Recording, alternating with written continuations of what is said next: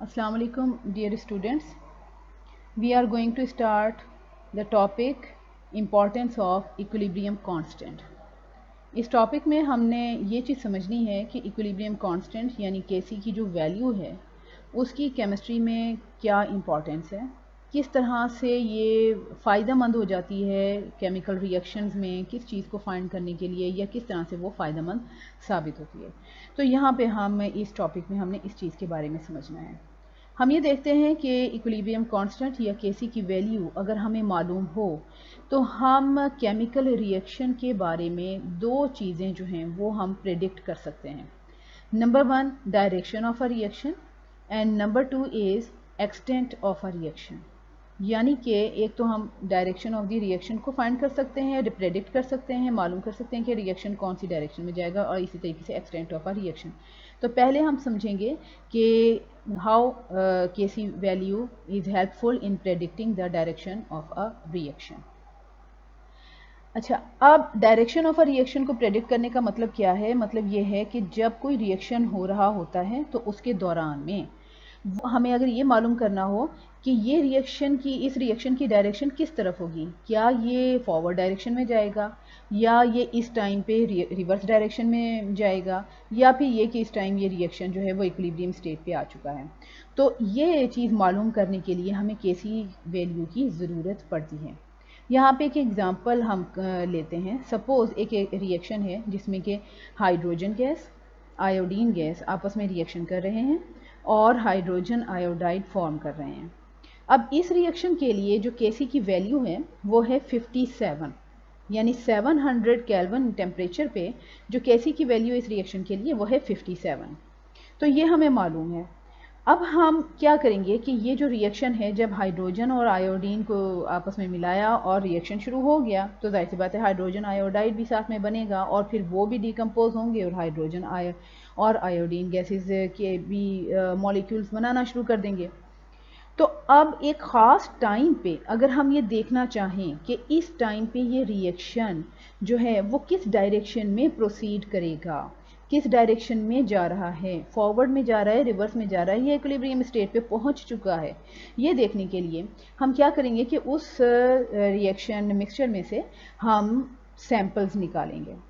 अब suppose hydrogen gas का जो हमने एक्टिव मास उसमें या उसकी कंसंट्रेशन निकाली उस टाइम पे वो है 0.10 मोल पर क्यूबिक डेसीमीटर, और इसी तरीके से आयोडीन गैस की जो कंसंट्रेशन थी उस टाइम, वो जो सैंपल हमने निकाला था उस आयोडीन की जो कंसंट्रेशन थी वो थी 0.20 मोल पर क्यूबिक डेसीमीटर, और इसी तरीके से उसमें हाइड्रोजन आयोडाइड की जो कंसंट्रेशन थी वो थी 0.40 मोल पर क्यूबिक डेसीमीटर। अब यहाँ पे ये जो सब्सक्रिप्ट टी नज़र आ रहा है आपको, इसका मतलब ये है कि किसी टाइम पे हमने इसकी ये कंसंट्रेशंस निकाली हैं, फाइंड आउट की हैं किसी टाइम पे, ठीक है, कोई भी वो वक्त हो सकता है, यानी कि थोड़ी देर के बाद जब हमने स्टार्ट किया उसके बाद। ज़रूरी नहीं है कि वो जो टाइम है वो इक्विलिब्रियम पोजीशन आ चुकी थी या इक्विलिब्रियम टाइम आ चुका था, वो हमें कोई ज़रूरी नहीं, किसी भी टाइम पे हमने जो है ना ये कंसंट्रेशंस फाइंड की हैं।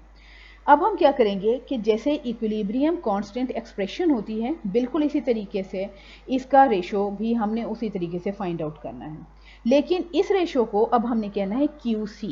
और ये QC कहलाएगा रिएक्शन कोशेंट। रिएक्शन कोशेंट जो है वो बराबर होगा बिल्कुल उसी तरह कि hydrogen iodide square divided by hydrogen की कंसंट्रेशन और आयोडीन की कंसंट्रेशन, लेकिन इनके साथ हमने जो एक्टिव मासेस हैं उनके साथ टी क्यों लगाया, ताकि ये पता चले कि ये किसी ख़ास टाइम पे ये रिएक्शन हो रहा है, ये किसी ख़ास टाइम पे हमने ये कंसंट्रेशन जो है ना वो फाइंड आउट किए हैं। अब वो वैल्यूज़ पुट करेंगे, वैल्यूज़ पुट करने के बाद QC की जो वैल्यू आई है वो है 8 का मतलब है कि QC की वैल्यू उस टाइम पे जो QC की वैल्यू है 8, तो और वो जो है वो KC की जो वैल्यू 57 उससे बहुत कम है। इसका मतलब ये हुआ कि रिएक्शन जो है वो अभी इक्विलिब्रियम पोजीशन पर नहीं आया, अभी और रिएक्शन ने आगे चलना है, प्रोडक्ट्स और भी बनेंगी, और इस तरीके से रिएक्शन को QC को KC के बराबर आने के लिए रिएक्शन को फॉरवर्ड डायरेक्शन में जाना पड़ेगा।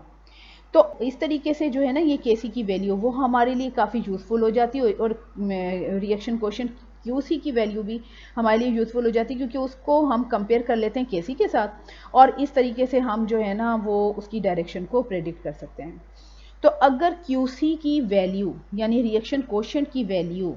KC से यानी इक्विलिब्रियम कांस्टेंट से कम हो, लेस हो, तो इसका मतलब ये है कि रिएक्शन जो है वो लेफ़्ट से राइट की तरफ जाएगा, फॉरवर्ड डायरेक्शन में जाएगा। ज़्यादा जो रिएक्टेंट्स हैं वो प्रोडक्ट्स बनाने चाहेंगे, क्योंकि रिएक्शन ने इक्विलिब्रियम पोजीशन की तरफ जाना है। अगर QC की वैल्यू हमने फाइंड आउट की और वो जो है वो हमने जब देखी तो वो KC से वैल्यू उसकी ज़्यादा थी, QC is greater than KC, then इसका मतलब ये है कि अब रिएक्शन रिवर्स डायरेक्शन में जाएगा ताकि वो इक्विलिब्रियम पोजीशन पे आ जाए। तो रिएक्शन जो है वो राइट से लेफ़्ट की तरफ जाएगा और रिवर्स डायरेक्शन में जाएगा ताकि इक्विलिब्रियम को वो अटेंड कर सके। और अगर हमने फाइंड आउट किया और QC की वैल्यू बिल्कुल एग्जैक्ट KC की वैल्यू के बराबर है, तो इसका मतलब ये है कि रिएक्शन जो है वो इक्विलिब्रियम स्टेट पे आ चुका है और वो वहाँ पे आके अब ये जो वैल्यूज़ हैं उसकी कंसनट्रेशन हैं वो कांस्टेंट हो जाएंगी।